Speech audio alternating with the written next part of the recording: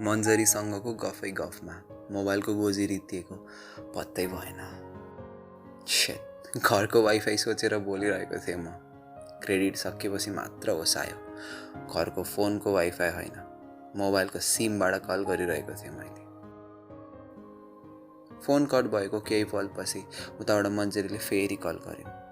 मैले कल उठाएर उनलाई ब्यालेन्स सकिएर फोन कटेको जानकारी दिएँ र उनलाई पनि ब्यालेन्स नसक्नु भन्दै म रुम पुगेर कल गर्छु हस् भनेर फोन राखेँ। वाउ, कस्तो मिक्स खालको दिन रह्यो। आफ्नै मन दुखेर छचल्किँदै सी साइड आएको म त्यहाँ पुगेर मन्जरीसँग नराम्ररी झर्कनसम्म पुगेँ र मनैभरि बोकेर बसेको ती कुण्ठा हलुङ्गो हुन्जेल बिसाउन पनि। जे होस्, उसँगको संवादपछि मन धेरै हलुङ्गो भयो। त्यसपछि त के थियो र, हौसै गरी फेरि कानमा इयरफोन हाल्दै लागे आफ्नो रुमतर्फ। र यो पल चाहिँ बज्यो शाश्वत खड्काको रमाइलो गीत चल्न देऊ बतास।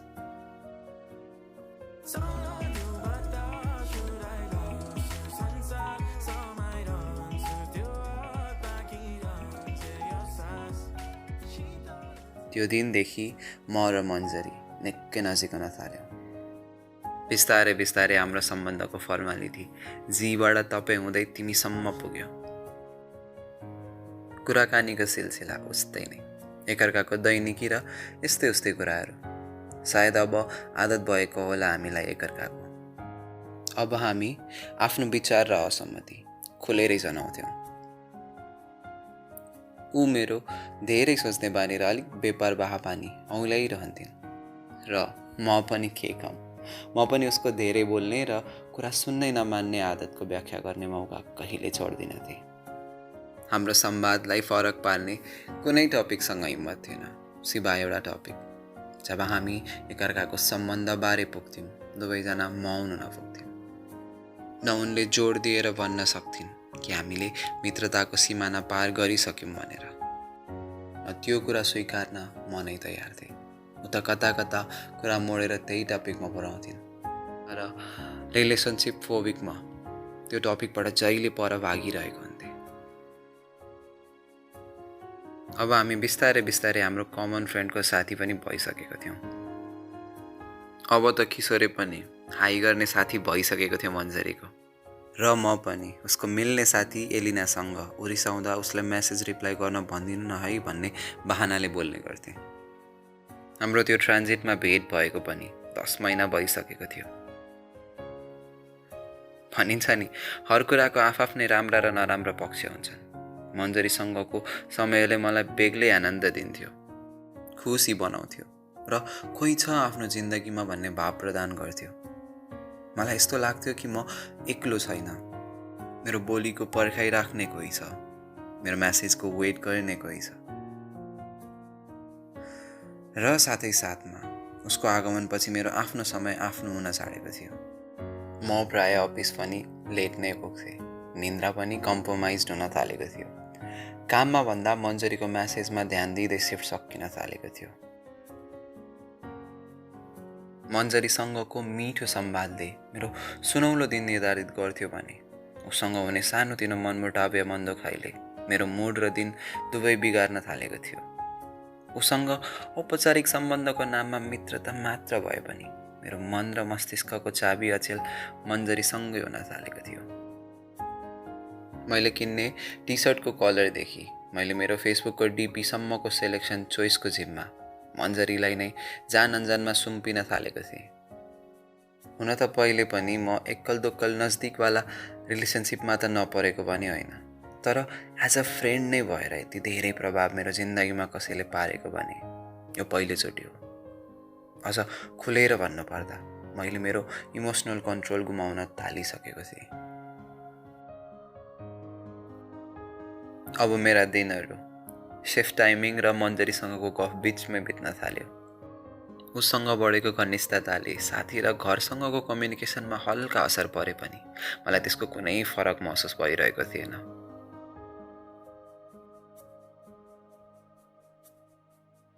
म मन्जरीसँगको साथमा एकदमै धेरै रमाउँदै थिएँ, तर म यो कुरामा अन्जान थिएँ कि धेरै नजिक हुनु नै एक्सपेक्टेसनको सुरुवात हो र एक्सपेक्टेसनले सधैँ दिएर जाने सौगात बनेकै मनको पीडा हो। हामी दुवैजना यो कुराको लागि बेखबर थियौँ। दिन यसरी नै मिठो तरिकाले बितिरहेका थिए।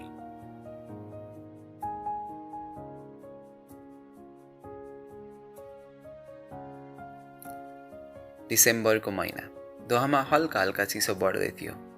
छुट्टीको दिन परेकाले म साँझको चिसो मौसमको मजा उठाउँदै बाल्कनीमा बसेर कफीको स्वाद लिँदै थिएँ। आज बिहानै एकैछिन गफ गरेपछि मन्जरीको कल आएको थिएन। उसको साथीको बर्थडे पार्टी भएकाले आज ऊ हल्का बिजी हुन्छ भन्ने उसले बताएकी थिए। त्यसैले म उसको कलको वेट पनि गरिरहेको थिइनँ।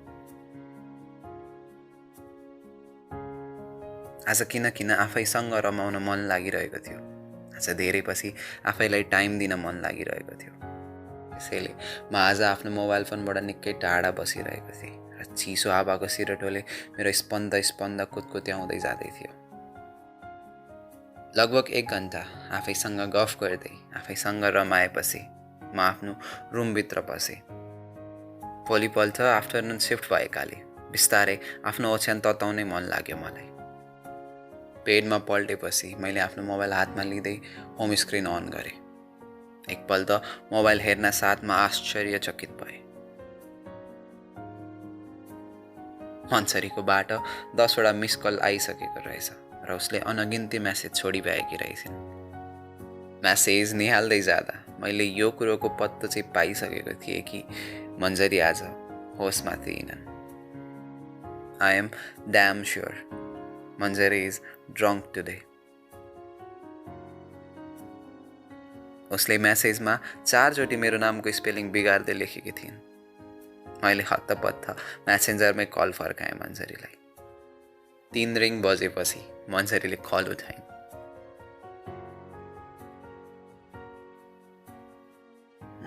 Hello summer.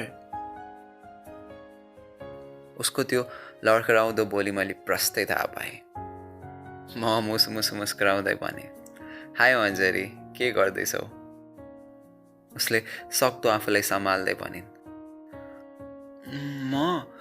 म बसिरहेको, तपाईँ के गर्दै? मैले पनि छोटे रिप्लाई दिएँ, म पनि बसिरहेको। अब मलाई इन्तजार उसको बोलीको थियो। म पर्खिबसेको थिएँ उसले के सोचिन् भनेर। उनले केही बेर समय लगाएर भनिन्, अनि अरू सुनाउनु न, कस्तो छ तपाईँलाई? अनि वेदर कस्तो छ त्यहाँको? मैले फेरि मुस्कुराउँदै भने, मलाई एकदम ठिक छ। वेदर भने हिजोको जस्तै हल्का चिसो छ। अब फेरि एउटा अक्वर्ड साइलेन्स बिचमा उभियो।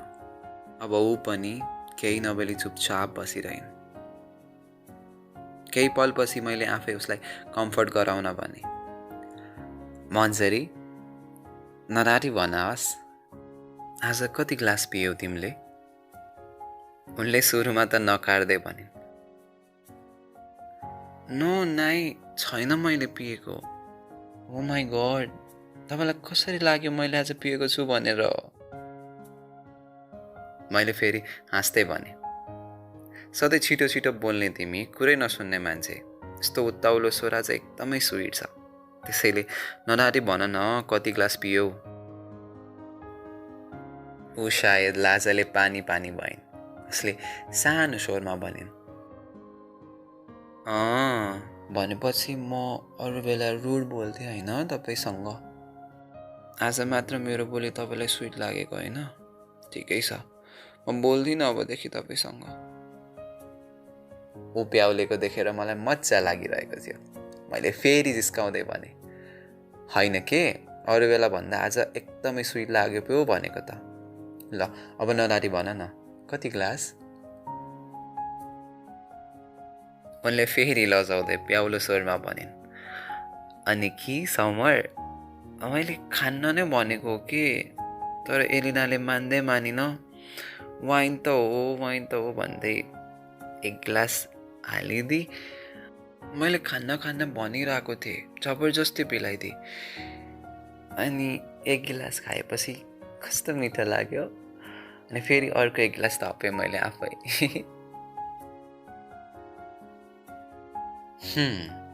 भनेपछि 2 गिलास। मैले प्रश्नवाचक चिन्ह अङ्कित बोली तेर्साएँ। उनले फेरि बोली सम्हाल्दै भनिन्, अनि कि पछि लास्टमा अलिकति बोतलबाट पनि पिएको। वाट? बोतलबाटै? मैले छक्क पर्दै सोधेँ। उनले हाँस्दै भनिन्, कस्तो मजा आउँदो रहेछ, मलाई त कस्तो झुम्म बनायो। उसको त्यो वाला आधा मैले आजभन्दा पहिले कहिले देखेको थिइनँ। ऊ लजाउँदै रमाउँदै मसँग बोलिरहेकी थिए। मलाई पनि किन उसलाई रोक्न मन लागिरहेको थिएन। त्यसैले मैले उसलाई खुला रूपमा बोल्न दिएँ। मैले उसलाई ऊ भएर बोल्न दिएँ। र नदाटी भन्नुपर्दा उसको त्यो अदाले मलाई पनि आनन्दित तुल्याइरहेको थियो। उनले केही बेर पज लिइसकेपछि मायालु स्वरले भनिन्, अनि कि समर, तपाईँ नेपाल कहिले आउने? उसको त्यो प्रश्न मेरो कल्पना बाहिरको थियो। म नेपाल नगएको लगभग 1.5 वर्ष भइसकेको थियो। कोभिड सुरु भएदेखि म दोहामै अड्किरहेको थिएँ। मैले गम्भीर हुँदै फर्काएँ, खै मन्जरी, आई रियली डोन्ट नो। सायद अब भ्याक्सिन हानेपछि, कोभिड रेस्ट्रिक्सनले गर्दा नेपालमा पनि र फर्केपछि यहाँ पनि क्वारेन्टिन बस्नुपर्छ। एन्ड मसँग धेरै छुट्टी पनि छैन। सो हेर्दै जाउँ, किन र मन्जरी? उसले उस्तै मायालु स्वरमा फर्काइन्, समर, मलाई हजुरलाई भेट्न कस्तो धेरै मन छ कि। त्यो दोहा एयरपोर्टमा पनि राम्ररी देख्न पनि पाएन। मार्क्समा हुनुहुन्थ्यो तपाईँ, राम्ररी हेर्नै पाएन। आई नो अलिअलि नाक चुचो छ तपाईँको, but I want to meet you so badly. अनि कि हजुर चाँडै नेपाल आइसो न है, म आफै आउँछु तपाईँलाई रिसिभ गर्न, मलाई भन्नु ल। वा, म त तपाईँलाई देख्न साथ झम्टेर हक गर्छु होला है।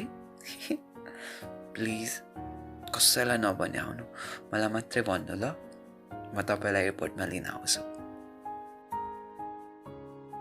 उनले ख्याल ख्यालमै आफ्नो मनभित्र रहेको त्यो आसक्ता बिस्तारै बिस्तारै खोल्न थालिन्। उनले आजभन्दा अगाडि मसँग यसरी कहिले बातचित गरेको मलाई याद थिएन। सायद मदिराको कमाल हुनुपर्छ। उनको मन र बोली बिचमा हुने त्यो फिल्टर हराएर गएको। आज उनी एकदमै मधोसीमै बगिरहेकी थिइन्, खुसी हुँदै, प्याउली हुँदै। र मैले उनलाई रोक्न चाहिन, भग्न दिएँ उनलाई नितान्त उसकै लयमा। उनले फेरि थप्दै भनिन्, समर, अनि तपाईँ नेपाल आउँदा मलाई के ल्याइदिने?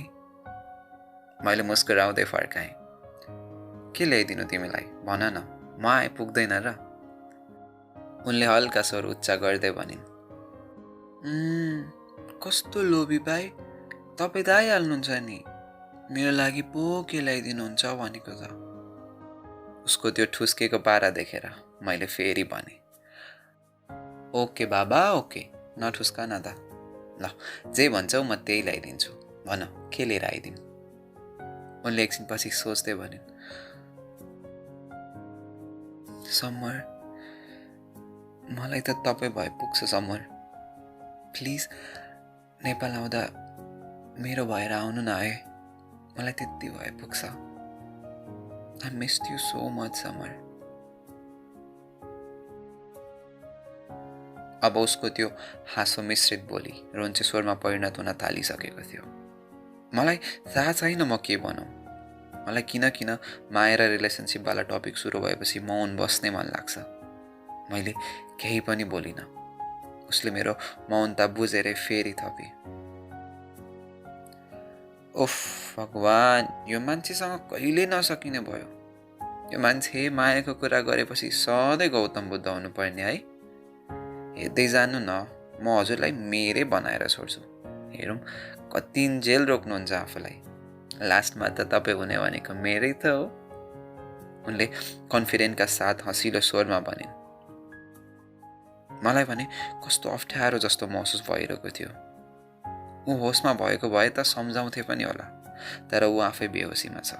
के भनौँ उसलाई? मैले आज उसलाई नरोक्ने नै निधो गरेँ। मेरो लागि जान्न जरुरी थियो मन्जरीको मनोभाव, ताकि म हाम्रो सम्भावित मिसअन्डरस्ट्यान्डिङलाई रोक्न सकूँ। त्यसपछि मैले मन्जरीको मन चोर्दै सोधेँ, मन्जरी, एउटा कुरा नडाँटी भन्छौ, तिमीलाई किन म यति धेरै मन परेको? उनले हाँस्दै भनिन्, तपाईँ नि मलाई मात्र होइन, संसारको सबै केटीहरूलाई मनपर्छ होला। हजुर कस्तो राम्रो हुनुहुन्छ। मलाई हजुरको बानी एकदम मनपर्छ। सिवाय हजुरको त्यो एक्कासी झर्केर रुखो बोल्ने बानी। त्यसरी झर्केर बोल्दा मात्र मन दुख्ने, नभए तपाईँ बोल्दा त सुनिरहन मन लाग्छ। क्यान यु इमेजिन, म जस्तो सबलाई सुनाउने केटी तपाईँको कुरा ज्ञानी भएर सुन्छु, र तपाईँको मलाई सबैभन्दा बढी मन पर्ने बानी। हजुर मलाई एकदम अनेस्ट लाग्छ। तपाईँको कुरा लुकाएर भन्नुहुन्न अनि मलाई एकदम इज्जत दिएर बोल्नुहुन्छ। अब योभन्दा अरू के रिजन चाहियो तपाईँलाई मन पराउनु समर? तर मैले चाहिँ नबुझेको कुरा, हजुरलाई चाहिँ म किन मन नपरेको के? म राम्री छैन हो? उनले न्याउरो मुख पार्दै प्रश्न गरिन्। अब मलाई फेरि फसाद पर्यो। मलाई थाहा छैन म के भनौँ या मैले के भन्नु पर्थ्यो। मैले मन खोलेरै मनको कुरा भनिदिएँ। तिमी एकदमै राम्री छौ मन्जरी। हेराइको तवरले मात्र होइन, मन र आचरणले पनि। तिमी निश्चल छौ, चञ्चल छौ र एकदमै मायालु पनि। तिमीलाई मन नपराउने सायदै को होला र यो दुनियाँमा मन्जरी? मेरो त्यो वाक्य सकिन पाउँदा नपाउँदै उसको तर्फबाट उत्तर आइहाल्यो। त्यसो भए अहिलेसम्म किन प्रपोज गर्नु भएन त मलाई? म यस्तो मायालु भएको भए। उसले कुरा सिधै प्रपोजमा पुर्याइदिन्। मेरो मनमा भने छट्याङ पर्यो। यस्तो लाग्दै थियो कि म आगोसँग खेल्दैछु, जुन आगोले छिट्टै नै मेरो र मन्जरीको मुटु जलाउनेवाला छ। मैले त्यो टपिक त्यहीँ रोक्नलाई कुरा मोड्ने निर्णय गरेँ। मन्जरी, तिमीलाई निकै लागे जस्तो छ। सायद अब तिमी सुत्न पर्छ। हेर, रात पनि यति छिप्पिसक्यो। विल टक अबाउट इट भोलि, हस्? उनले मेरो वाक्य सकिन पाउँदा नपाउँदै आक्रोशित हुँदै भनिन्, किन के समर? जब पनि म हाम्रो सम्बन्धबारे कुरा गर्छु तपाईँ खाली टार्नुहुन्छ। जहिले कुरा कतै न कतै मोड्नुहुन्छ। किन हमेसा भाग्नुहुन्छ कमिटमेन्टसँग? If you remember that day, तपाईँले मलाई झर्केर सोधेको, को तिमी मेरो सबै कुरा सेयर गर्न? गर्लफ्रेन्ड हो, श्रीमती हो भनेको। आज म तपाईँलाई सोध्छु समर, को हो म तपाईँको? के सम्बन्ध छ हाम्रो? के तपाईँलाई मसँग प्रेम छैन? भन्नुहोस् Samar, I want to know. उसको त्यो प्रश्नले मेरो मुटु छेडेर वार पार भयो। म खासमा सधैँ त्यो प्रश्नबाट भागिरहेको मान्छे। अझ भनौँ म सम्बन्ध र मायाको नाताबाट डराई भागिरहेको मान्छे। आज उसको त्यो प्रश्नले हरेक बाटो छेके चाहिँ महसुस भइरहेको थियो। मलाई थाहा छ मन्जरी मेरो लागि खास थिइन् र म उनलाई गुमाउन पटक्कै चाहन्नथे। तर कुरा जब सम्बन्धको आयो, म रिलेसनसिपमा बस्न रेडी थिइनँ। पटक्कै थिइनँ। र कुनै सम्बन्धको लागि म आफै स्योर छैन भने म किन मन्जरीको फिलिङसँग खेलेर उसलाई होप दिएर राखौँ? हर दिनको मिठो झुटभन्दा एक दिनको तितो वास्तविकताले नै जित्छ। मलाई थाहा छैन म मन्जरीलाई प्रेम गर्छु या गर्दिनँ, तर मलाई यति चाहिँ थाहा छ कि म यो माया, प्रेम र रिलेसनसिपमा विश्वास राख्दिनँ।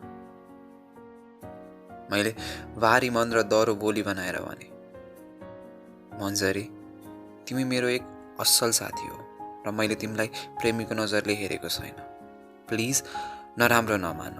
म म यो रिलेसनसिप र मायावाला कुरामा विश्वास पनि गर्दिनँ, अहिले सोच्न पनि चाहन्न। Please let's not complicate this Manjari. हामी बिच जे छ मिठो छ, एकदम प्यारो छ। Please let's not reunite. Manjari, you need to sleep. हामी यो विषयमा भोलि कुरा गरौँला। मैले त्यति मात्र भनेर आफ्नो कुरा टुङ्ग्याएँ। उनले केही छेडपछि भारी बोली बनाउँदै भनिन्,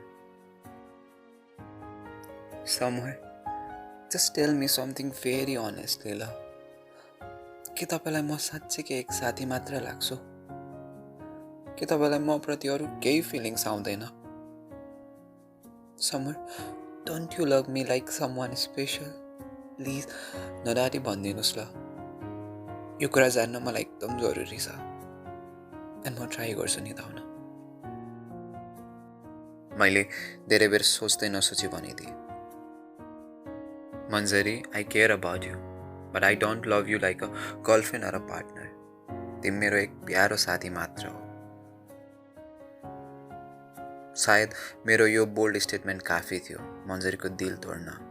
ऊ आफू टुक्रेको नदेखाउन आँसु र बोली दुवै सम्हाल्दै भन्न थालिन्,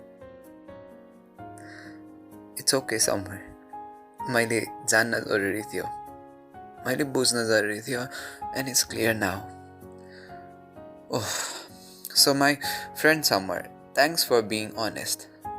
प्लिज डोन्ट माइन्ड अस। म हल्का ज्याप भएको छु एन्ड म अब सुत्न पनि पर्ला साथी। I will try to sleep now साथी। उसको त्यो हर वाक्यपछिको साथी भन्ने शब्दले मैले भनेको वी आर जस्ट फ्रेन्डवाला सार्काजम प्रष्ट झल्किरहेको थियो। म बुझ्न सक्छु कति नराम्रो र हृदय विदारक थियो त्यो स्टेटमेन्ट, तर मलाई मन्जरीको एक्सपेक्टेसन बढाउनै थिएन। उनले फेरि थप्दै भनिन्, ओके समर, हजुर आफ्नो ख्याल राख्नुहोस् हस्। म जान्छु अब, बाई। उनको त्यो म जान्छु हसमा थोरै रुन्चे स्वर थाम्दा थाम्दै पनि निस्किरहेको थियो। मैले उनलाई कम्फर्ट गर्दै भने,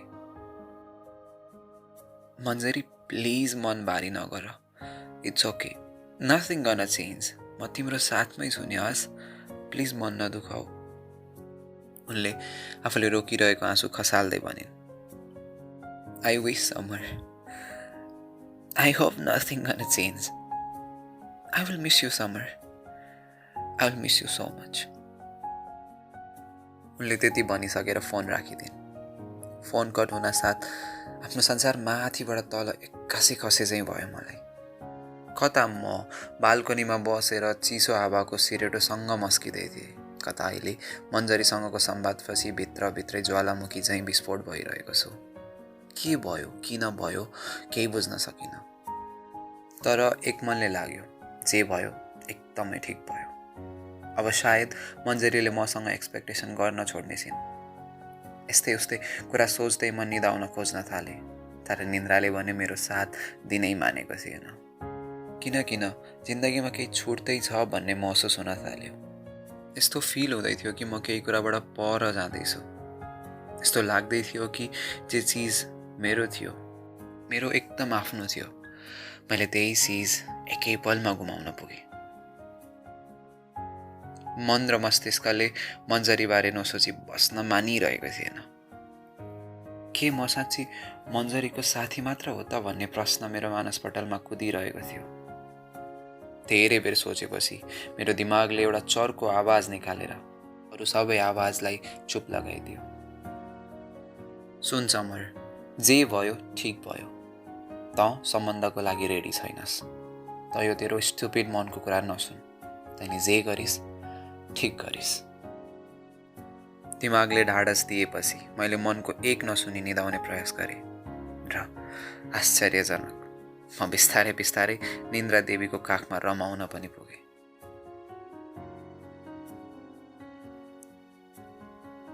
बिहानी फोनको अलार्मबाटै भयो। मेरो मनमा भने चाहिँ मन्जरीको केही म्यासेज आयो कि आएन भन्ने कुरा खेलिरहेको थियो।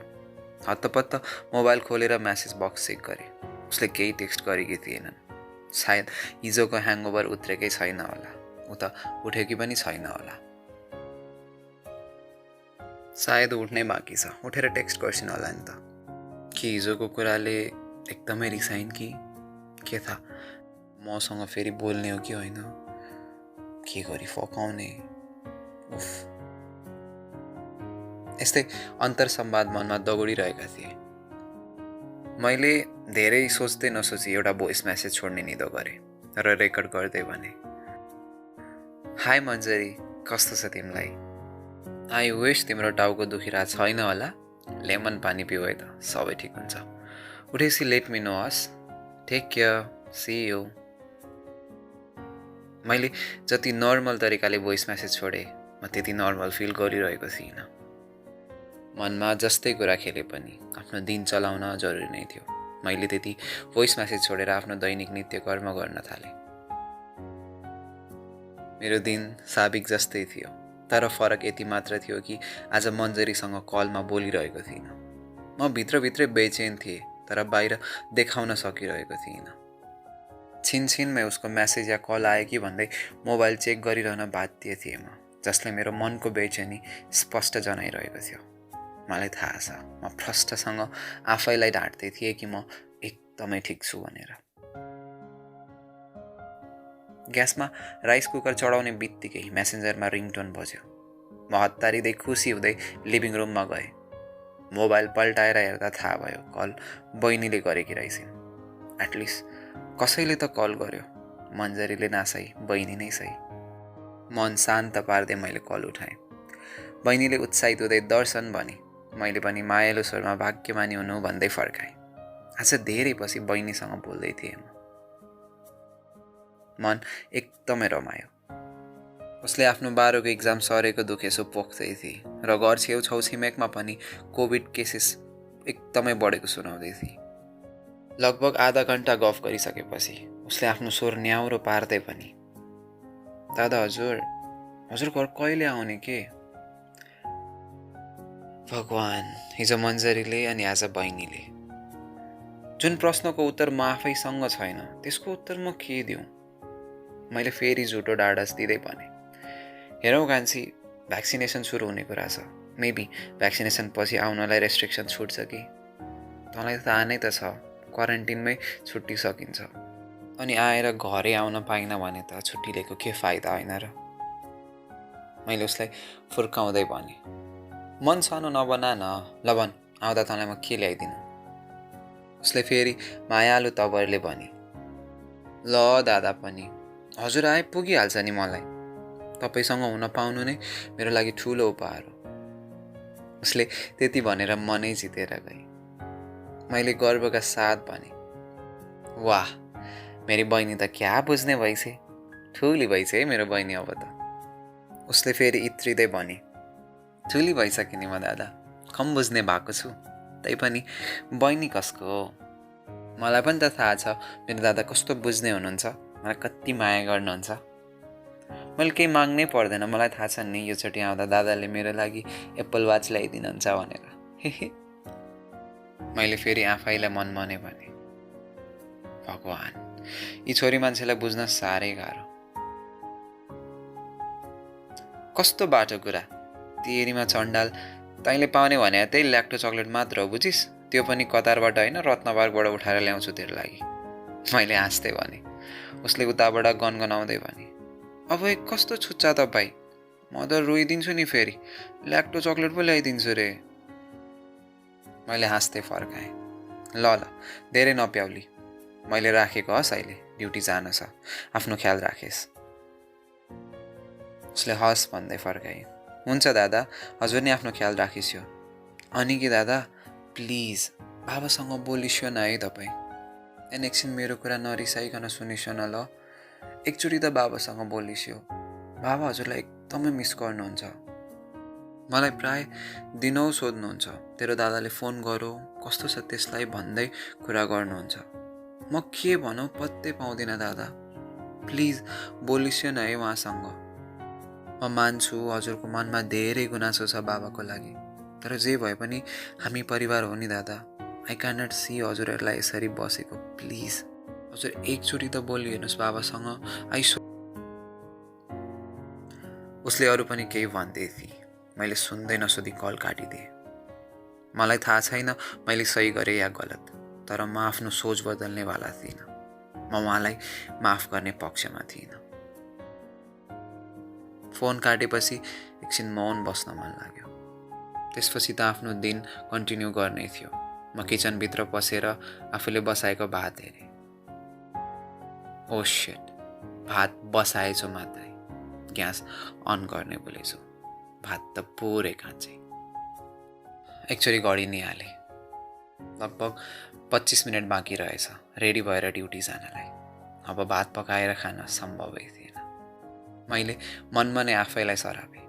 यस्तै हुन्छ, कामको बेलामा मोबाइलमा अल्झेपछि ठिक्क पर्यो, अब जा भोकै अफिस। उफ, आज त दिनै खराब। मनै खल्लो भएर आयो। त्यही पनि एकचोटि मैले फेरि आफूले मन्जरीलाई पठाएको म्यासेज हेर्ने निदो गरेँ। अचम्म, म्यासेज सिन भएको रहेछ, तर मन्जरीको रिप्लाई आएको थिएन।